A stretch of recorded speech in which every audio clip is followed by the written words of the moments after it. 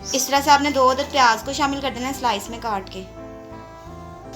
साथ ही हम इसमें 1 टेबलस्पून लहसुन अदरक को शामिल कर देंगे। पिसा हुआ लहसुन अदरक आपने इसमें शामिल कर देना है।